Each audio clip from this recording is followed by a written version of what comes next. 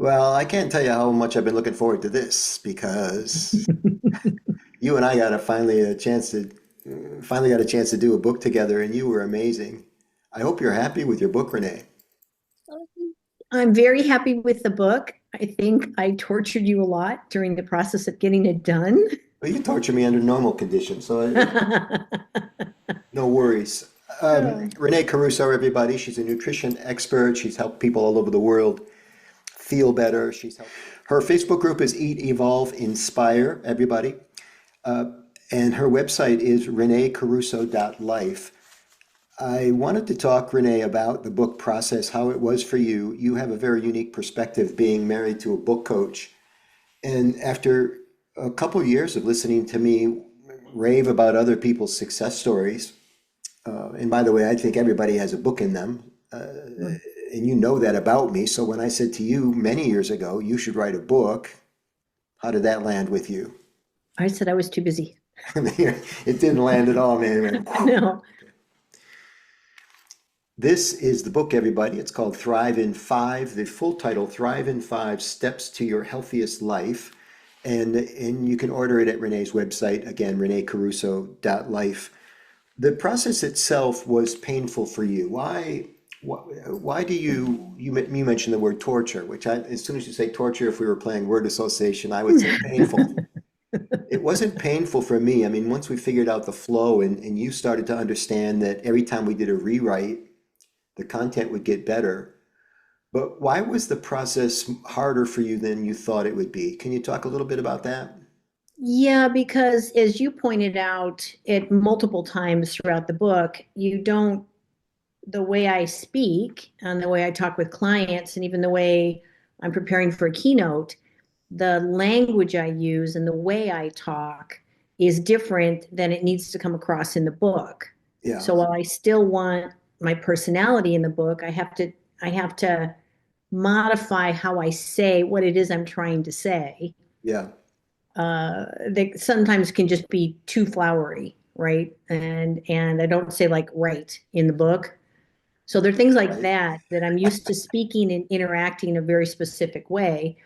And I wanted the book to have some of my personality in it. And each time we went through that, I think one of the challenges I had is you're an incredible speaker and you're an incredible writer. You're very good at being able to encapsulate what it is you're trying to get across to somebody.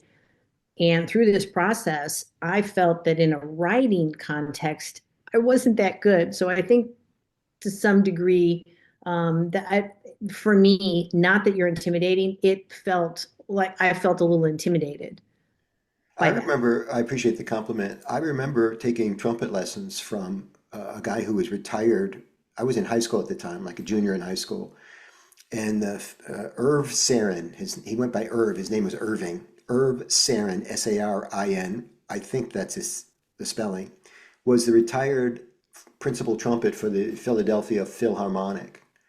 And I remember, because of the way the trumpet lessons worked, I would fluff through it and he would say, no, try it this way. And he would play it perfectly, and then I would fluff it again. And he'd play it perfectly again. Yeah. And I remember being angry with him that he knew more about the trumpet than I did. This is, I think, one of the challenges we have with working with coaches.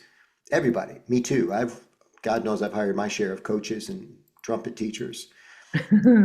Once you realize, well, this person's just trying to help me. He's not showing Yeah. off. He's not better. He doesn't think he's better than me.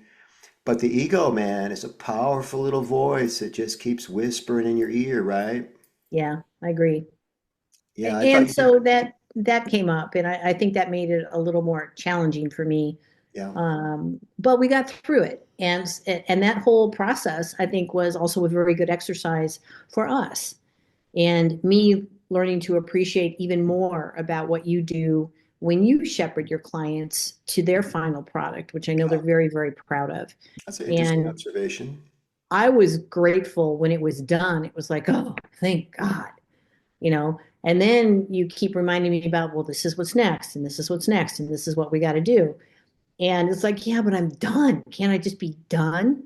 And at the same time, of course, wrote a book. So now the thing is, we need to sell the book. We need to get it in people's hands, trying to get some. ideas across that could perhaps change the course of where they are in their health and their well-being. So of course I want to get it in their hands. And it was very rewarding to have someone say to me, "Oh, so you're an author now." And coming from outside of us, that was like, "Oh my gosh, I guess so. I am." Oh, this is what it feels like. Yeah. Excellent. Well, I'm so proud of you. I'm very excited about how your book will be received by 450 people in Seattle. That's amazing.